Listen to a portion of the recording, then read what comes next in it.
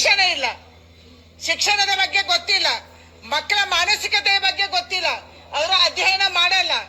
ಇಂಥವರು ಶಿಕ್ಷಣ ಸಚಿವರಿದ್ದಾರೆ, ಅವರು ನಿರ್ಧಾರ ತಗೋತಾರೆ. ಹೋಗ್ಲಿ ಮುಖ್ಯಮಂತ್ರಿಗಾದ್ರೂ ಪ್ರಜ್ಞೆ ಇರ್ಬೇಕಲ್ಲ.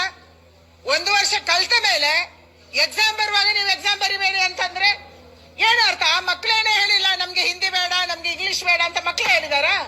ಮಕ್ಕಳು ಕೇಳ್ಕೊಂಡಿಲ್ಲ, ಎಲ್ಲೂ ಟೀಚರ್ಸ್ ಕೇಳ್ಕೊಂಡಿಲ್ಲ, ಪೋಷಕರು ಕೇಳ್ಕೊಂಡಿಲ್ಲ. ಯಾರನ್ನು ಕೇಳಿ ನೀವು ಕ್ಯಾನ್ಸಲ್ ಮಾಡ್ತೀರಿ? ಭಾಷೆ ಕಲಿಯುವಂಥದ್ದು ಹೇರಿಕೆ ಅಲ್ಲ. ನಾನು ಡೆಲ್ಲಿಗೆ ಹೋದ ಮೇಲೆ ನಾವು ಮಾತಾಡುವಾಗ ಕೂಡ ಕನ್ನಡದ ಹಲವಾರು ಜನ ಗೇಲಿ ಮಾಡಿದ್ರು. ಯಾವ ಹಿಂದಿ ಭಾಷೆ ಮಾತಾಡ್ತಿದ್ದಾರೆ, ಇವರಿಗೆ ಭಾಷೆ ಅರ್ಥ ಆಗುತ್ತಾ ಅಂತೇಳಿ. ಹಲವಾರು ಜನ ದಕ್ಷಿಣ ಭಾರತೀಯವರಿಗೆ ತಮಾಷೆ ಮಾಡ್ತಾರೆ, ಯಾವ ಭಾಷೆಯಲ್ಲಿ ನೀವು ಪಾರ್ಲಿಮೆಂಟ್ ಅಲ್ಲಿ ಮಾತಾಡ್ತೀರಿ ಅಂತ. ನಾವೆಲ್ಲರೂ ಅನುಭವಿಸಿದೀವಿ. ನಮ್ಮ ಮಕ್ಕಳು ಉದ್ಯೋಗಕ್ಕಾಗಿ, ನಮ್ಮ ಮಕ್ಕಳು ಶಿಕ್ಷಣಕ್ಕಾಗಿ ಕೇವಲ ಕರ್ನಾಟಕದಲ್ಲಿ ಇರಲ್ಲ, ಅವರು ಬೇರೆ ಬೇರೆ ರಾಜ್ಯಕ್ಕೆ ಹೋಗ್ತಾರೆ, ಬೇರೆ ಬೇರೆ ದೇಶಕ್ಕೂ ಹೋಗ್ತಾರೆ. ಯಾವಾಗ ಮಕ್ಕಳು ಭಾಷೆ ಕಲಿತಾರೆ ಕಲಿಬಹುದು. ನಾವು ದೊಡ್ಡವರಿಗೆ ಭಾಷೆ ಕಲೀರಿ ಅಂದ್ರೆ ನಮ್ಗೆ ಅಷ್ಟು ಬೇಗ ಕಲಿಯಕ್ಕಾಗಲ್ಲ, ಸುಲಭನೂ ಅಲ್ಲ.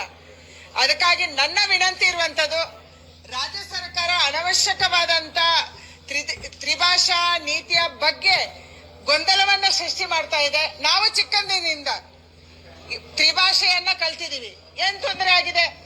ನಾವು ಕನ್ನಡಿಗರೇ, ಕನ್ನಡದ ಮೇಲೆ ನಮ್ಗೆ ಪ್ರೀತಿ ಇದೆ, ಕನ್ನಡದ ಮೇಲೆ ವಿಶ್ವಾಸ ಇದೆ. ನಾವು ಕನ್ನಡವನ್ನ ಕನ್ನಡ ಮಾತೆ ಅಂತ ಹೇಳ್ತಾ ಇರುವಂತವ್ರು. ಆದ್ರೆ ಶೋಭಕ್ನವರು ಬಹಳ ಕಳಕಳಿಯಿಂದ ಹೇಳ್ತಾ ಇದ್ದಾರೆ, ತ್ರಿಭಾಷಾ ಸೂತ್ರ ಬೇಕು ಕರ್ನಾಟಕಕ್ಕೆ, ಕನ್ನಡ ಬೇಡ ಹಿಂದಿ ಹೇರಿಕೆ ಬೇಕು ಅಂತ ಹೇಳ್ತಾ ಇದ್ದಾರೆ. ನಮ್ಮ ಮಕ್ಕಳು ಹಿಂಗೆ ಅದು ಕಲಿಬೇಕು ಅಂತ ಹೇಳ್ತಾರೆ. ಶೋಭಕ್ಕರ್ ಅವ್ರ ಮಕ್ಕಳಿದ್ರೆ ಹಿಂದಿ ಸ್ಕೂಲ್ಗೆ, ನಾಗ್ಪುರ್ ಸ್ಕೂಲ್ಗೆ ಕಳಿಸ್ಬೋದು ಕಲಿಯೋಕೆ. ಹಿಂದಿ ಕಲಿಸ್ತಾರಲ್ಲ ಚೆನ್ನಾಗಿ. ವಾಟ್ಸಪ್ ಯೂನಿವರ್ಸಿಟಿ, ನಾಗ್ಪುರ್ ಯೂನಿವರ್ಸಿಟಿ ಅದಾವೆ ಶೋಭಕ್ಕರ್ದು. ಶೋಭಕ್ಕರ್ ಯಾವ ಸ್ಕೂಲ್ನ ಓದಿದ್ದಾರೆ ಏನೋ, ಯಾವ ಇದ್ರಾಗ ಓದಿದ್ದಾರೇನೋ ಶೋಭಕ್ಕರು. ಆಮೇಲೆ ಶೋಭಕ್ಕರ್ ಮಕ್ಕಳು ಯಾವ ಕಾನ್ವೆಂಟ್ನಾಗ ಓದ್ತವೋ ಏನೋ ಗೊತ್ತಿಲ್ಲ. ನಮ್ಮ ಮಕ್ಕಳು ಅಂತ ಹೇಳಿದ್ದಾರೆ. ನಮ್ಮ ಮಕ್ಕಳು ಇದನ್ನು ಕಲಿಬೇಕಾ ಅಂತ ಹೇಳಿದ್ದಾರೆ ಅಂದರೆ ಅವ್ರ ಮಕ್ಕಳು ಇದ್ದಾರೆ, ಅಥವಾ ಅವ್ರ ಮಕ್ಕಳು ಏನಲ್ಲಿ ಕಾನ್ವೆಂಟ್ ಓದ್ತಾರೋ, ಇನ್ನು ಹಿಂದಿ ಕಲಿತಾರೋ, ಸಂಸ್ಕೃತ ಓದ್ತಾರೋ ನಮಗೆ ಗೊತ್ತಿಲ್ಲ. ಪಾಪ ಅವ್ರಿಗೆ ಹೊಟ್ಟೆ ರೀತಿ ಮಾತಾಡ್ತಾರೆ. ನಮಗೆ ಕನ್ನಡ ಸಾಕು. ಕರ್ನಾಟಕದಲ್ಲಿ ಕನ್ನಡ ಸಾರ್ವಭೌಮ. ಎರಡನೇದು ಇಂಗ್ಲೀಷ್ ಅಂತಾರಾಷ್ಟ್ರೀಯ ಭಾಷೆ. ನಮಗೆ ಫಾರಿನ್ಗೆ ಹೋದರೆ ಇಲ್ಲಿ ಹೋದರೆ ನೆಗೋಸಿಯೇಷನ್ಸಿಗೆ ಇಂಗ್ಲೀಷ್ ಬೇಕಾಗ್ತತಿ. ಹಿಂದಿ ನಮಗೇನು ಅವಶ್ಯಕತೆ ಇಲ್ಲ.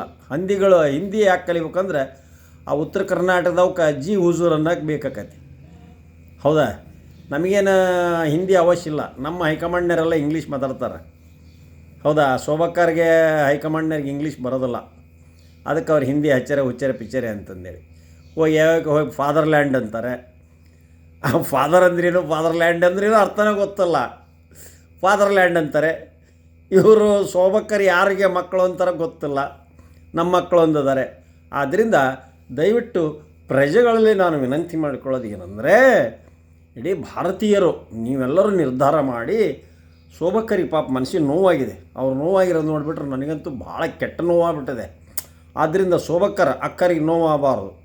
ಹಾಗೆಲ್ಲರೂ ಸೇರ್ಕೊಂಡು ಒಂದು ನಿರ್ಧಾರಕ್ಕೆ ಬಂದು ಕಳಕಳಿಯ ವಿನಂತಿ ಮಾಡಿ, ಇವರು ಶಿಕ್ಷಣ ಸಚಿವರು ಅವ್ರಿಗೇನು ಅಷ್ಟೊಂದು ತಿಳುವಳಿಕಿಲ್ಲ. ಶೋಭಕ್ಕನ ಕೇಳಿ ಮತ್ತೊಮ್ಮೆ ಅದನ್ನು ಪುನರ್ವಿಮರ್ಶೆ ಮಾಡಬೇಕು ಅಂತ ಹೇಳಿ ನಾನು ಕರ್ನಾಟಕ ಸರ್ಕಾರದಲ್ಲಿ ನಾಗರಾಜ್ ಕುಡುಪ್ಲಿ ವಿನಂತಿ ಮಾಡ್ಕೊತಾನೆ. ಅವ್ರಿಗೆ ನೋವಾಗಿದೆ, ಶೋಭಕ್ಕ ಅವ್ರಿಗೆ ಹೇಳ್ಕೊಂಡಿದ್ದಾರೆ.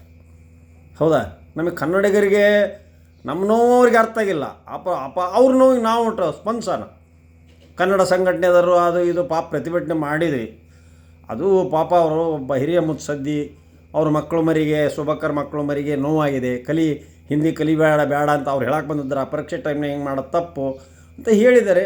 ಆದ್ದರಿಂದ ಅದನ್ನು ಪುನರ್ವಿಮರ್ಶೆ ಮಾಡಿರಿ ಅಂಥೇಳಿ ಕರ್ನಾಟಕ ಸರ್ಕಾರ ಶಿಕ್ಷಣ ಸಚಿವರು ಮಧು ಬಂಗಾರಪ್ಪ ಅವರಿಗೆ ಕೇಳ್ತಾನೆ, ವಿನಂತಿ ಮಾಡ್ಕೊತಾನೆ. ಜೈ ಹಿಂದ್, ಜೈ ಕರ್ನಾಟಕ.